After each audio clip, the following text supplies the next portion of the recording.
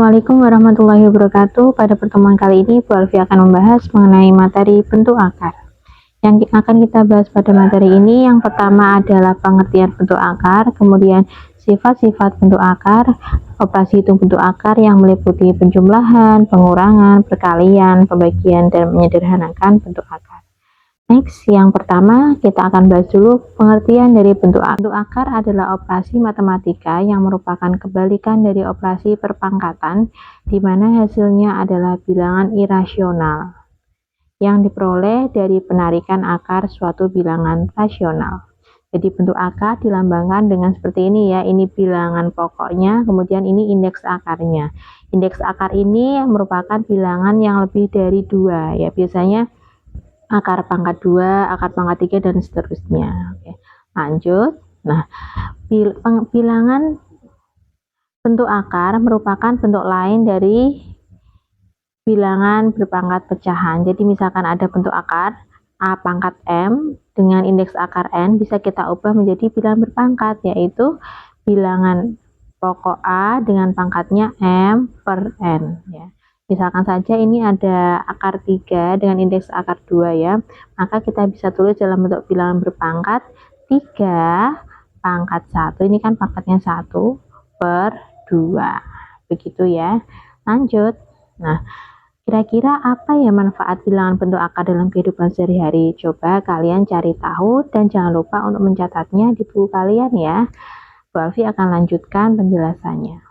Nah, hubungan bilangan bentuk akar dengan bilangan berpangkat. Jadi misalkan ini ada akar dari A ya dengan indeks akar N itu sama dengan B, maka B pangkat N ini sama dengan A. Misalkan saja di sini akar 4 ya sama dengan 2, maka 2 pangkat 2 ini sama dengan 4. Misalkan saja Bu Alfi punya di sini akar 8, akar pangkat 3 dari 8 sama dengan 2, maka kita bisa ubah 2 pangkat 3 sama dengan 8. Jadi begitu cara menghubungkan antara bentuk akar dengan bilangan berpangkat.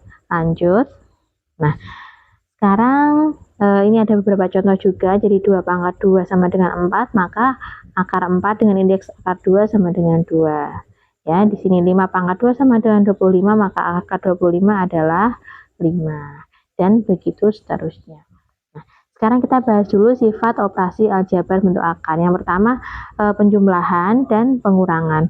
Untuk penjumlahan, apabila ada bentuk akar ya, A akar M dan B akar M, jadi di sini bentuk akarnya sama, maka yang dijumlahkan adalah bilangan di depan bentuk akar. Maka di sini A tambah B-nya dijumlahkan, bentuk akarnya sama. Contohnya di sini 2 akar 3 ditambah 8 akar 3, maka 2-nya tambah 8 sama dengan 10, akar 3-nya tetap, begitu ya. Kemudian pengurangan juga sama, 7 akar 5 dikurangi 3 akar 5, 7-nya dikurangi 3 sama dengan 4, akar 5-nya tetap, begitu ya. Itu untuk penjumlahan dan pengurangan.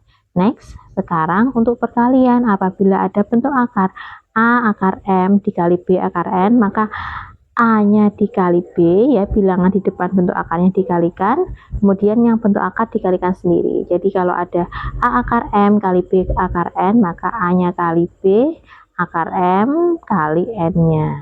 Ya, misalkan saja 2 akar 2 kali 5 akar 3, maka 2-nya kali 5 sama dengan 10, akar 2-nya kali akar 3 sama dengan akar 6. Misal lagi Bu Alfi punya di sini 5 akar 2 dikali akar 3, maka di sini kan 5-nya kali 1 kan nggak ada bilangan di depan, artinya 1, 5, akar 2-nya kali akar 3, akar 6.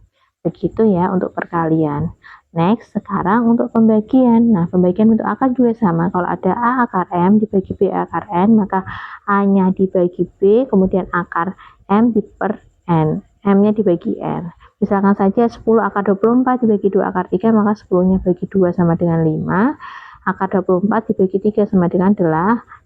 Nah, sampai sini ya. Nah, Bu, ini kok ada seperti ini, itu apa? Ini adalah kalau ada bilangan bentuk akar kok dia itu masih punya akar 8 kan masih bisa disederhanakan lagi ya, maka kita sederhanakan. Nah, bagaimana cara menyederhanakannya Bu? Kita bisa bahas di next slide ya, kita next dulu. Nah, sekarang kita bahas bagaimana cara menyederhanakan bentuk akar. Nah, sebelum itu kita harus ingat dulu bilangan-bilangan yang punya akar itu bilangan apa saja ya.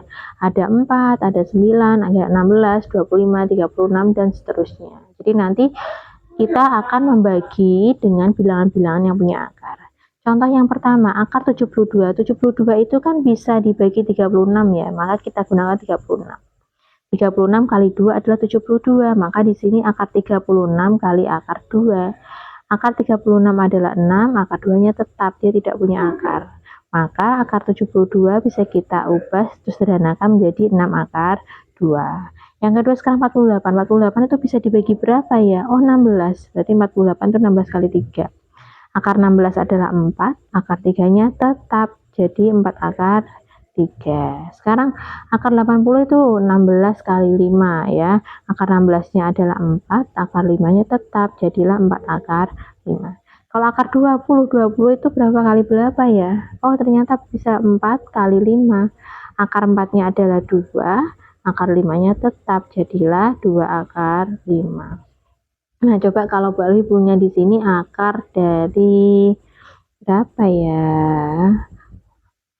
Akar dari 96 misalkan. 96 itu bisa dibagi berapa kira-kira? Nah, 96 itu 16 dikali 6 ya, berarti akar 16 itu adalah 3, akar 6-nya tetap. Seperti itu cara menyederhanakan bentuk akar. Bisa kita lanjut. Nah, di pertemuan yang singkat ini Bu Alfi punya beberapa latihan soal untuk memperdalam pengetahuan kalian. Jangan lupa dicoba ya. Nanti kalau ada pertanyaan silahkan bisa komen di kolom komentar ataupun bisa DM ataupun bisa japri Bu Alfi ya. Semoga ilmunya bermanfaat. Oke, perlu dibahas satu soal di sini. Bu Alfi mau bahas soal nomor 3 dulu deh sebelum ditutup. Nah, ini ada penjumlahan dan pengurangan. Berarti kalau ada seperti ini, yang bisa dijumlahkan adalah yang punya bentuk akar yang sama. Jadi 4 akar 5 sama min 2 akar 5. Ya, harus bentuk akarnya yang sama. Kalau yang tidak sama berarti tidak bisa dijumlahkan.